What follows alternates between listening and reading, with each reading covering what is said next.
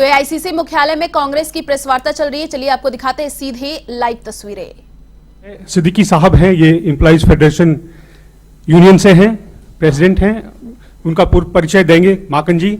और साथ में हैं परिचित चतर सिंह जी, दिल्ली प्रदेश के चर्चित चेहरा, इनका भी संबंध है सरकारी अधिकारियों की यूनियन से लंबे समय तक। मैं आग्रह करूंगा माकन साहब से कि वो प्रेस वार्ता आरंभ करें। धन्यवाद प्रणव जी। साथियों, आप सब लोगों का बहुत बहुत स्वागत है। मेरे साथ में गोविंद सिंह दोतासरा जी, जो हमारे राजस्थान प्रदेश कांग्रेस कमेटी के अध्यक्ष हैं, ये मेरे साथ में हैं। और उसी के साथ में national confederation of central government employees, जिसकी स्थापना स्वर्गीय ललित माकन जी ने करी थी, उसके अध्यक्ष सिद्दीकी साहब हम लोगों के बीच में यहाँ पे मौजूद हैं। चतर सिंह जी, जो सरकारी कर्मचारियों के लिए ललित माकन जी के साथ और उसके बाद में आवाज उठाते रहे, ये भी यहाँ पे हमारे साथ में मौजूद हैं। तो जब मैंने अभी आप लोगों को परिचय दिया कि कौन कौन मेरे साथ हैं, तो आप लोग अंदाजा लगा सकते हैं कि क्यों आज की प्रेस वार्ता का मुख्य कारण क्या है। जैसे अभी प्रणव झा जी ने बताया कि हमारी कुछ राज्य सरकारें पूरे देश भर में किस प्रकार से शासन चलाया जाना चाहिए, उसके लिए एक जीता जागता उदाहरण बन गई। और राजस्थान सरकार ने जब कांग्रेस की सरकार ने, कांग्रेस के मुख्यमंत्री श्री अशोक गहलोत जी ने चौथा बजट अपना दिया, तो पूरे देश भर के अंदर एक बहुत बड़ी मांग जो सरकारी कर्मचारियों की लगातार चली आ रही थी, उसको उन्होंने एड्रेस करा और बताया कि किस प्रकार से और राज्य सरकारें और केंद्र सरकार उसको पूरी कर सकती। अटल बिहारी वाजपेयी जी की सरकार ने एक निर्णय लिया, जिसके तहत 1 जनवरी 2004 से के बाद में भर्ती होने वाले सभी के सभी सरकारी कर्मचारियों की पेंशन सरकार के जिम्मे नहीं थी, बल्कि उनका पेंशन किसी एक और ऑर्गेनाइजेशन के पास में जाता, वो मार्केट में इन्वेस्ट करता और उसके आधार के ऊपर उनकी पेंशन निर्धारित होती। यानी सरकार ने अपने ही कर्मचारियों का पेंशन देने से पल्ला पूरी तरीके से झाड़ लिया।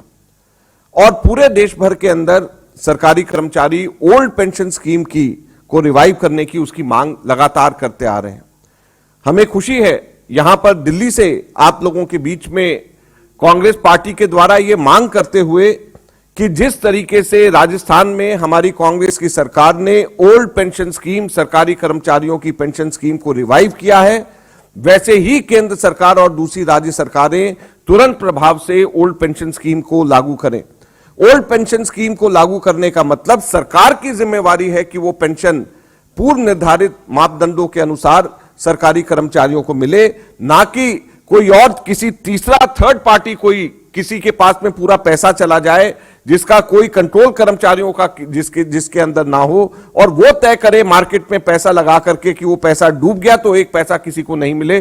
तो इस प्रकार की अनिश्चितता को दूर करने के लिए जो हमारी राजस्थान में कांग्रेस सरकार ने कदम उठाया है, हमारी मांग है कि पूरे देश भर के अंदर सरकारी कर्मचारियों के लिए ओल्ड पेंशन स्कीम को लागू किया जाए, जो कि कांग्रेस पार्टी के द्वारा लागू करी गई थी और जो एनडीए की सरकार ने जिसको हटाया था। इसके साथ साथ मैं आपको यह भी कहना चाहता हूं कि यह कोई पहली बार ऐसा नहीं हुआ है कि एनडीए की और भाजपा की सरकार ने सरकारी कर्मचारियों के हितों पे कुठाराघात किया। हमारी जो पे कमीशन है, जो पहला पे कमीशन था, वो 1953 के अंदर कांग्रेस की सरकार ने लागू किया। दूसरा पे कमीशन 63 में सेटअप किया गया, 66 में लागू हुआ। तीसरा पे कमीशन 73 में सेटअप किया, 76 में लागू हुआ। चौथा पे कमीशन 83 में सेटअप हुआ, 86 में लागू हुआ। पांचवा पे कमीशन 93 में सेटअप हुआ, 96 में लागू हुआ। लेकिन जब छठा पे कमीशन 2003 में सेटअप होना था, वाजपेयी जी की सरकार थी, भाजपा की सरकार थी, पहली बार आजादी के बाद ऐसा हुआ कि वो पे कमीशन सेटअप ही नहीं हुआ। जब उसके बाद 2004 में कांग्रेस की सरकार आई, 2005 में मनमोहन सिंह जी ने छठा पे कमीशन सेटअप किया और छठा पे कमीशन की रिपोर्ट 2007 में रिपोर्ट आने के बाद में एक साल पुराने एरियर्स के साथ में 2006 के साथ में लागू हुई। और आप किसी भी सरकारी कर्मचारी से पूछ सकते हैं, आज तक के इतिहास में सबसे बेहतरीन पे कमीशन अगर कभी रहा है तो वो छठा पे कमीशन था, जो कि कांग्रेस की मनमोहन सिंह जी की सरकार ने श्रीमती सोनिया गांधी जी के नेतृत्व में जो सरकारी कर्मचारियों को तोहफा दिया। यही नहीं, 2013 में 7वां वेतन आयोग स्थापित भी कांग्रेस ने किया। जिस वक्त मनमोहन सिंह जी और सोनिया गांधी जी के हाथ में पूरे के पूरे देश की सरकार थी, तो 7वां वेतन आयोग की स्थापना करी गई और पहला ऐसा वेतन आयोग था जिसमें बगैर किसी धरने प्रदर्शन के वो उसकी स्थापना कर दी गई। लेकिन दुख की बात यह है 2016 में जब ये रिपोर्ट इसकी लागू हुई तो 7वें वेतन आयोग की रिपोर्ट में कहा गया कि ये आखिरी वेतन आयोग है, अब इसके बाद कोई वेतन आयोग नहीं आएगा। तो एक तरफ तो कांग्रेस पार्टी है जो लगातार कैलेंडर के हिसाब से हर दशक के तीसरे साल के अंदर बगैर किसी नागे के हर दशक के तीसरे वर्ष के अंदर पे कमीशन की रिपोर्ट आती है। छठे वर्ष के अंदर अगर लेट भी हो जाए तो एरियर समेत में उनको पे कमीशन के फायदे मिलते हैं। और दूसरी तरफ भाजपा की सरकार है, एक तरफ तो 2003 में किया नहीं, दूसरी वक्त 7वें वेतन आयोग के अंदर जो हम लोगों ने स्थापित करके गए उसकी रिपोर्ट में आई कि अब आगे से कोई वेतन आयोग की स्थापना नहीं होगी।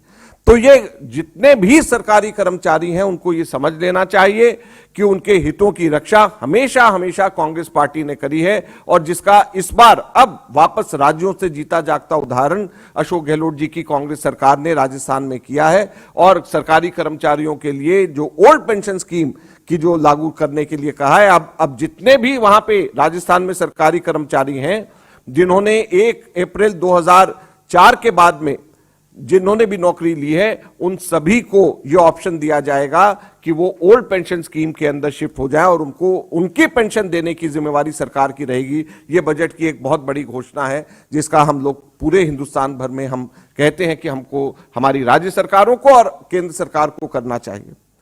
दूसरा जो एक मील का पत्थर यहां पर साबित होने वाला कार्य राजस्थान ने इस बजट के माध्यम से किया है, वो हमारे शहरी गरीबों के लिए है। हमारे देश के अंदर बहुत तेजी से शहरीकरण हो रहा है। जब पिछला हमारा 2011 का सेंसस था तो 31% के करीब हमारी आबादी शहरों में रहती थी, अब 39% हमारी आबादी अनुमानित है कि इस वक्त हमारी आबादी शहरों में 2022 के आते आते 2022 में 39% से भी ज्यादा लगभग 40% हमारी आबादी शहरों में। जैसे Mahatma Gandhi national employment guarantee scheme हमारे ग्रामीण इलाकों के अंदर है, रूरल एम्प्लॉयमेंट गारंटी स्कीम, उसी तरीके से राजस्थान के अंदर इंदिरा गांधी शहरी स्कीम निकाली गई है जिसके अंदर अर्बन एम्प्लॉयमेंट स्कीम, पहली ऐसी scheme Indira Gandhi urban employment scheme Rajasthan ने निकाली है जिसमें 100 दिन का मिनिमम रोजगार शहरों के अंदर वहां पे लोगों को दिया जाएगा। तो इसके अंदर 800 करोड़ का खर्चा राजस्थान सरकार करेगी। मैं समझता हूं पूरे देश भर के अंदर ये निहायत जरूरी है कि जहां पर ग्रामीण इलाकों के अंदर रोजगार की गारंटी है, सुनिश्चित किया जा रहा है, वहां पर शहरी गरीब के लिए भी रोजगार की गारंटी सुनिश्चित की जानी चाहिए, जो राजस्थान ने करके दिखाया है। और खासतौर पे तब जब अब 40% हमारे देश की आबादी शहरों में है और 60% गांव में है, तो जब गांव के अंदर हमारी रोजगार गारंटी स्कीम है, गारंटी कानून है, तो हमारा उसी तरीके से गारंटी स्कीम हमारे शहरों के अंदर इंदिरा गांधी रोजगार गारंटी स्कीम हमारे राजस्थान के अंदर लागू किया है, जिसकी हम मांग करते हैं कि पूरे देश भर में होना चाहिए। तीसरा एक बहुत बड़ा जो कदम राजस्थान में उठाया गया है, 3 बातों को हम लोग यहां पे मुख्यतः रखना चाहते हैं। हमारे राजस्थान के अंदर किसानों को उनके लिए बिजली, उनके द्वारा इस्तेमाल करी जाने वाली बिजली के लिए 17,500 करोड़ की सब्सिडी राजस्थान के अंदर दी जाती है, जो कि पूरे के पूरे देश में इतनी सब्सिडी कहीं पर भी नहीं है। ये इस साल, पिछली बार जो है ये सब्सिडी लगभग 14,000 करोड़ थी, तो अब बढ़ करके ये सब्सिडी लगभग 17,500 करोड़ की सब्सिडी किसानों की पड़ेगी। इसके अलावा 4,500 करोड़ की सब्सिडी डोमेस्टिक कंज्यूमर्स के लिए राजस्थान के अंदर करी गई, और उसके अंदर 50 यूनिट तक के इस्तेमाल करने वाले, अगर 100 यूनिट टोटल है तो उसमें 50 यूनिट तक के फ्री है। अगर ज्यादा भी हो जाए तब भी गवर्नमेंट ने 150 यूनिट तक के लिए सब्सिडी उसमें 3 रुपया प्रति यूनिट करी है, और उसके आगे 300 यूनिट तक के इस्तेमाल करें तो 150 से 300 यूनिट तक के लिए 2 रुपए प्रति यूनिट सब्सिडी उसके लिए करी है। तो लगभग 4,500 करोड़ रुपए की सब्सिडी इसके अंदर मिलेगी। तो आज हमारे देश के अंदर कहीं पर भी 22,000 करोड़ की सब्सिडी बिजली के उपभोक्ताओं को नहीं दी जाती, जो कि हमारे राजस्थान में कृषि और डोमेस्टिक दोनों को मिलाकर के दी जा रही है। तो 22,000 करोड़ की सब्सिडी, इतनी बड़ी तादाद के अंदर जो सब्सिडी राजस्थान के अंदर दी जा रही है, मैं समझता हूं कि ये खास तौर पे कोविड के बाद में जो लोगों के काम धंधे प्रभावित हुए हैं, घरों के अंदर बिजली का इस्तेमाल हुआ है, तो ऐसे समय के ऊपर जो छोटे हमारे मध्यम वर्गीय लोग हैं उनको फायदा पहुंचाने की एक बहुत बड़ी कदम है। शहरों के अंदर ये जो कदम उठाए गए हैं ये बहुत बड़ा कदम है।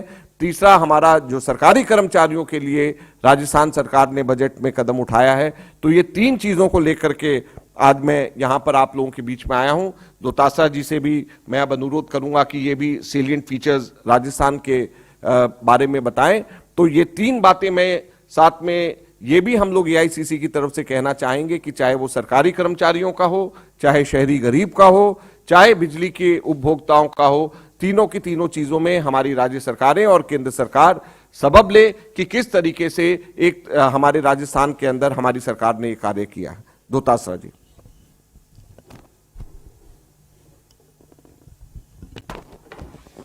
नमस्कार। जैसा माकन साहब ने बताया किस प्रकार के फैसले राजस्थान में अशोक गहलोत जी ने अपने बजट में लिए हैं। जो मनरेगा यूपीए सरकार के समय शुरू हुई थी उसमें 100 दिन की रोजगार की गारंटी है। डिमांड थी लोगों की कि इसको बढ़ाया जाए, लेकिन केंद्र की सरकार ने नहीं बढ़ाया। राजस्थान सरकार ने बजट में घोषणा करके एक फैसला लिया है कि इसको हम 125 दिन करेंगे। जो 25 दिन का खर्चा आएगा वो पूरा का पूरा राज्य सरकार वहन करेगी।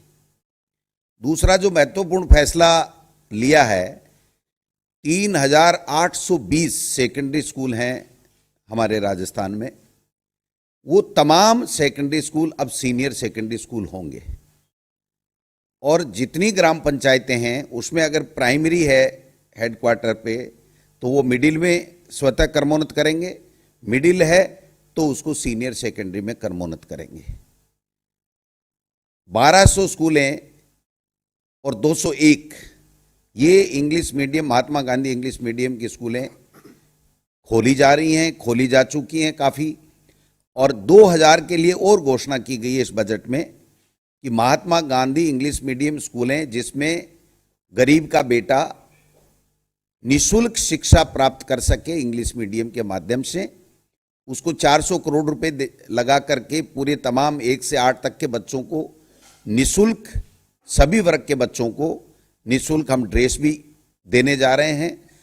और इंग्लिश मीडियम का अलग से कैडर बना करके उन टीचर्स का, और 10,000 भर्ती उन स्कूलों के लिए और अलग से की जा रही हैं। 36 कन्या महाविद्यालय इसी बजट में खोले गए हैं और 123 महाविद्यालय वहाँ पर पहले, इससे पहले वाले बजट में खोले जा चुके हैं। और जितनी भी सरकार में बालिकाएं स्कूल हैं महिला शिक्षा को बढ़ावा देने के लिए, उनमें वो एक स्टेप आगे प्रमोट हो जाएंगी, क्रमोन्नत हो जाएंगी। 5वीं की है वो 8वीं सब हो जाएंगी, 8वीं की है वो सब सीनियर में हो जाएंगी। तो चाहे कॉलेज एजुकेशन का मामला हो, चाहे स्कूल एजुकेशन का मामला हो, उनमें सब में गरीब का बेटा इंग्लिश मीडियम पढ़ सके और उसको सुविधाजनक शिक्षा के लिए मिल सके, ये फैसला किया गया। एक फैसला मैं और बताना चाहता हूं कि 2013 में हमारे सरकार में मुख्यमंत्री अशोक गहलोत जी थे, उन्होंने लिया था कि 2.5 लाख कर्मचारी हैं जो एलडीसी वगैरह जो भी दूसरे हैं उनके वेतन विसंगतियां थी, उसको ठीक करने का काम हमारी सरकार ने लिया था 2013 में। लेकिन बीजेपी की सरकार आते ही उसको 2017 में वापस ले लिया। दोबारा इस बजट में उन 2.5 लाख कर्मचारियों के लिए वेतन विसंगति का जो फैसला 2013 में लिया था उसको बहाल किया गया है। 1,000 करोड़ रुपए का इस पे भार आएगा। एक कर्मचारी को लगभग 4,500 रुपए मिलेंगे। आप समझ सकते हैं कि इस पेंशन के साथ में, ओल्ड पेंशन स्कीम के साथ में कर्मचारियों के लिए ये फैसला भी लिया गया है। एक फैसला ये भी लिया गया है इस बजट के माध्यम से कि जो कॉन्ट्रेक्चुअल जो संविदा कर्मी हैं जिनकी काफ़ी पॉपुलर डिमांड थी कि भाई हमें नियमित करो, तो सुप्रीम कोर्ट के फैसले को ध्यान में रखते हुए अलग से इनका सेवा कैडर बनाया गया है और संविदा कर्मियों की स्क्रीनिंग कर उनको इस कैडर में डाला जाएगा, जिससे उनके ऊपर जो बादल मंडराते रहते थे कि हमको पता नहीं कब क्या छुट्टी हो जाए, कब हमको नौकरी से निकाल दिया जाए, तो मैं समझता हूं और उनके वेतन के लिए भी कहीं उसको डिमांड नहीं करने पड़े, तो उन चीज़ों के लिए भी हमारी सरकार ने फैसला लिया है। मैं 1,33,000 महिलाओं को स्मार्टफोन देने का फैसला भी लिया है, जिससे उनको पूरी सरकार की योजनाओं के माध्यम से उनको जोड़ा जा सके, उनको लाभ मिल सके, ये फैसला भी लिया गया है। एक मुख्यमंत्री चिरंजीवी योजना जो 5 लाख रुपए तक एक परिवार, हर परिवार बीमित था, इसका फैसला पिछले बजट में किया गया था। इसका दायरा बढ़ा करके इस 5 लाख के बजाय 10 लाख कर दिया गया, और 10 लाख के साथ में उसको जो रजिस्टर्ड है मुख्यमंत्री चिरंजीवी योजना में, उनको 5 लाख रुपए दुर्घटना बीमा योजना, अगर वो दुर्घटना में अगर कहीं दुर्घटनाग्रस्त हो गया और उसकी डेथ हो गई तो उसको 5 लाख रुपए तक का बीमा मिलेगा। और इसमें तकरीबन जितने भी असाध्य बीमारियां हैं उनको सबको कवर किया गया है। मैं समझता हूं कि यह भी एक बहुत बड़ी सुविधा, और इस सुविधा को इंडोर आउटडोर सब में राजकीय चिकित्सालयों में निःशुल्क, ये जो निःशुल्क जांच योजना हमारी चल रही थी पहले 8 से 13 में आई थी, उसमें भी इनको बढ़ा दिया गया है। तो जो शिक्षकों की हमारी एक बहुत बड़ी मांग थी, 1970 से बाद में उनके जो नियम है संशोधित नहीं हुए थे, वो फैसला भी हमारी सरकार ने कर लिया। वाइस प्रिंसिपल की पोस्ट नई क्रिएट की गई है क्वालिटी एजुकेशन के लिए, वो भी मैं बताना चाहता हूं आप सबके सामने। और जो टीचर्स की भर्ती 32,000 थी उसको 62,000 कर दिया गया, और इसके साथ में 1 लाख लोगों को नौकरी दे दी गई है। 1.25 लाख के लगभग प्रक्रियाधीन है, जो जल्दी दिसंबर तक उनको मिलने की पूरी उम्मीद है, और 1 लाख को आगामी साल तक हम और देंगे, यानी 3.25 लाख लोगों को हम सरकारी नौकरी देंगे, जबकि भारतीय जनता पार्टी के पिछले शासन में केवल 2 लाख नौकरियां उनके द्वारा दी गई थी। जो सामाजिक सुरक्षा का क्षेत्र है उसमें भी बहुत बड़ा फैसला किया गया है कि जो SC ST का विकास को 100 करोड़ होता था उसको बढ़ा करके 500 करोड़ कर दिया। EWS के लिए भी 100 करोड़ रुपए अलग से दिए गए हैं। और इंदिरा रसोई, जो हमारी 358 इंदिरा रसोइयां थी जिसमें 8 रुपए में भरपेट खाना मिलता था, इसकी संख्या को बढ़ा करके 1,000 कर दिया गया है। बच्चियों के लिए जो स्कूटियां थी उनको भी तकरीबन दुगुना कर दिया गया है, मैं समझता हूं। और 5 करोड़ रुपए MP का कोटा होता था, आज 2 साल तो दिया नहीं, अभी 2 करोड़ रुपए भारत सरकार ने वापस चालू किया।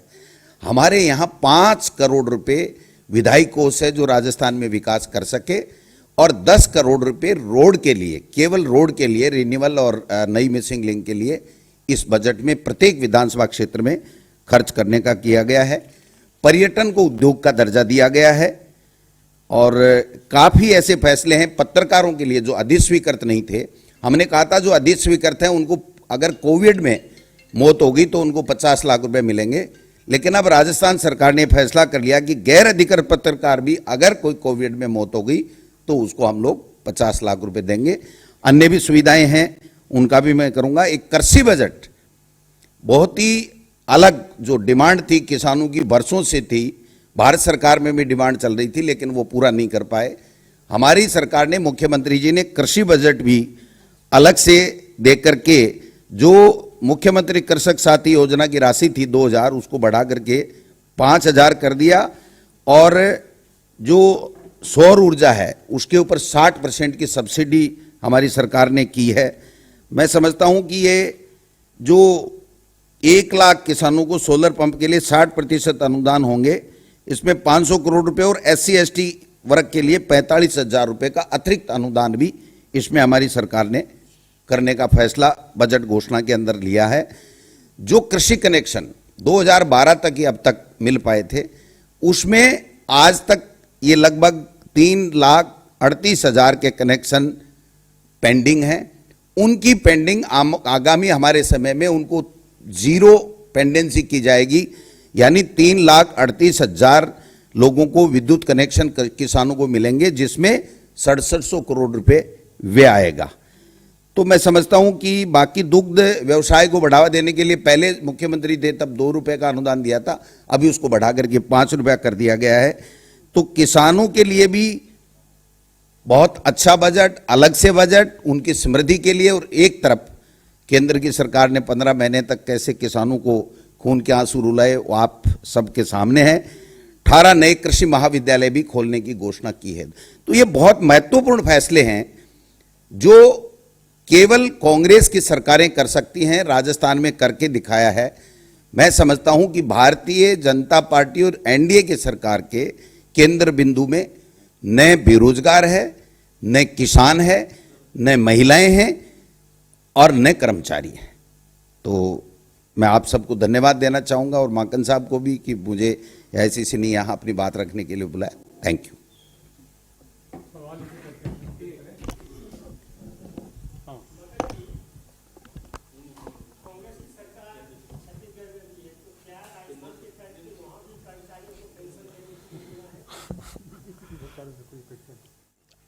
देखिए, हम ये उम्मीद करते हैं कि हर राज्य सरकार जो है वो अपने अपने क्षेत्र के अंदर, छत्तीसगढ़ ने कुछ चीजें अपने राज्य के अंदर और बेहतर करी हैं, तो हर राज्य का अपना अपना होता है। तो छत्तीसगढ़ सरकार को भी और सब जगह पे, क्योंकि ये जब हम सरकारी कर्मचारियों की बात कर रहे हैं तो ये हम उम्मीद करते हैं कि सभी राज्य सरकारें ये करें।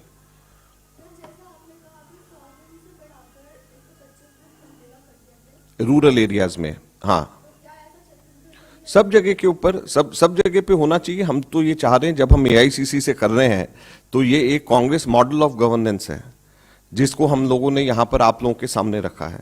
तो ये कांग्रेस मॉडल ऑफ गवर्नेंस है जो सब जगह पे होना चाहिए, जिसके अंदर शहरी इलाकों के अंदर, देखिए, शहरी गरीब के लिए एम्प्लॉयमेंट बहुत महत्वपूर्ण है। लोग अपने घर को हजारों किलोमीटर छोड़ करके यहाँ पर बहुत ही खराब हालात के अंदर रहते हैं। तो शहरी गरीब के लिए इंदिरा गांधी रोजगार गारंटी स्कीम जो निकाली है, ये पहली बार किसी भी राज्य ने इतनी बड़ी हिम्मत करी है और ये बहुत बड़ी बात है। तो 100 से 125 दिन करना भी बड़ी बात है, लेकिन एक जो मील का पत्थर साबित होगी वो ये है कि जो शहरी रोजगार के लिए जो स्कीम निकाली है ये बहुत बड़ा कार्य है। फिर गवर्नमेंट एम्प्लॉयज के लिए भी, जैसे इन्होंने पूछा, मैं समझता हूं कि ये कांग्रेस मॉडल ऑफ गवर्नेंस है जिसकी एक शुरुआत राजस्थान में करी है, तो सब जगह पूरे देश भर में होगी। दो सवाल है सर, एक तो आईफोन को लेकर है जो एमएलए को दिए गए थे, जो पार्टी बीजेपी एमएलए ने रोका नहीं है। पर अभी इन्होंने ये नहीं कहा कि महिलाओं को कितने 1 करोड़ 33 लाख महिलाओं को स्मार्टफोन वहां पे दिए जा रहे हैं। तो भाजपा के एमएलएज ने लौटाए या नहीं लौटाए हमें नहीं पता, लेकिन भाजपा के शासनकाल के दौरान भी आईपैड और दूसरी अभी जो है मेंबर्स ऑफ पार्लियामेंट को, ये कोई इतनी बड़ी बात नहीं है जिसको कि बड़ी बात बनाने की कोशिश करी जा रही है। हमेशा इलेक्टेड रिप्रेजेंटेटिव्स को, जब मैं 2004 में लोकसभा गया था तो सबसे पहले मुझे smartphone as member of parliament मेरे को हर एक एमपी को दिया गया ताकि वो लोग बेहतर तरीके से उसका इस्तेमाल कर सके। दूसरा, आपको इसको इससे भी जोड़ करके देखा जाना चाहिए कि राजस्थान विधानसभा को पेपरलेस कर दिया गया है। तो जब राजस्थान विधानसभा को पेपरलेस कर दिया गया है, वहां पर पेपर्स कोई नहीं दिए जाएंगे, तो फिर उनको कोई इक्विपमेंट तो दिया जाना चाहिए कि जिसमें वो देखें कि भी क्या उसके अंदर उनके उस दिन की क्या कार्य है, क्या बिल्स हैं, सब चीजें, या पेपर भी ना दें और कोई इंस्ट्रूमेंट भी ना दें उनको, और बीजेपी ने अपने टाइम पे देते रहे। ये कोई बात नहीं है। देखिए, ये कल हम सब लोगों ने देखा कि किस प्रकार से 4-4, 5-5 गुना रेट के ऊपर प्लेन भेजे गए और आधे रास्ते से वापस आ गए। इससे दो चीजें साबित होती हैं। एक तो भारत का अंतर्राष्ट्रीय स्तर के ऊपर वर्चस्व नहीं रह गया। जो कंट्री, जो देश अपने फंसे हुए लोगों को वहां से वापस सुरक्षित निकाल पाने में सक्षम नहीं है, तो क्या भारत की ताकत रह गई। दूसरा, हमेशा से इससे पहले भी कभी भी किसी भी कोई भी शासन रहा हो, कांग्रेस का या दूसरा भी शासन रहा हो, तो जहां पर भी इस प्रकार के युद्ध के प्रभावी देशों के अंदर जो भारतीय मूल के लोग फंसे हुए होते थे, भारत सरकार मुफ्त में भेज करके उनको वहां से निकालने की काम करती थी। कभी भी इस प्रकार से वहां पे हमारे देश के बच्चे फंसे हुए हैं, जो पढ़ने वहां पर गए हैं, हमारे देश के और लोग वहां पर फंसे हुए हैं, और उनको आप अनाप शनाप रेट के ऊपर आप सिर्फ इसके अंदर भी प्रॉफिटेरिंग कर रहे हैं, इसके अंदर भी जो है पैसा कमाने की कोशिश करी जा रही है। तो ये सब चीजें नहीं होनी चाहिए। तो सरकार इसमें दो चीजों में पूरी तरीके से फेल हुई है। एक तो इसमें भी प्रॉफिटेरियंग करने की कोशिश करी गई है, इसके अंदर भी किसी तरीके से फायदा कैसे उठाया जा सके इस वक्त पे कुछ लोग कोशिश कर रहे हैं, वो कभी भी नहीं होना चाहिए। और दूसरा, भारत को अंतर्राष्ट्रीय स्तर के ऊपर भारत की क्या स्थिति है, ये भी इससे साबित होती कि भारत अपने फंसे हुए लोगों को भी वहां से निकाल पाने में कामयाब नहीं हो पा रहा। धन्यवाद। पूछो संतोष जी। सर, ये कठपुतली कॉलोनी में आपके टाइम में इन सीटू प्रोग्राम जो है वो शुरू किया गया था, फाइनली मेरे को लगता है कि अब मिलने वाला है, लेकिन आप क्या सर उसकी फेस से संतुष्ट हैं और एक ही जगह पूरी दिल्ली में हो पाया है? बाकी देखिए, उसमें दो चीजें चूंकि आज ये इससे नहीं है, लेकिन फिर भी आपने पूछा तो इसलिए मैं बोल दूं। एक तो उसकी गति से मैं संतुष्ट नहीं हूं। दूसरा, जब हम लोगों ने करा था, जब ये स्कीम बनाई थी, तो उसमें यह था कि जितने भी लोग हैं वहां पे उन सबको दिया जाए। तो अब सभी को नहीं मिल रहा है वहां पे, कुछ लोगों को कहीं और भेजा जा रहा है, कुछ को कहीं और भेजा जा रहा है, जो गलत है। जितने भी लोग, जितने भी परिवार वहां पर रहते थे उस समय पे, जिनके पास भी प्रूफ था, उनको वहां पे रहना चाहिए, उनको मिलना चाहिए था। तो वो इस वक्त नहीं मिल रहा। और ये 2009 में इसका शिलान्यास मैंने वहां पर किया था। अब जाकर के 2022 में जाकर के ये हो रहा है।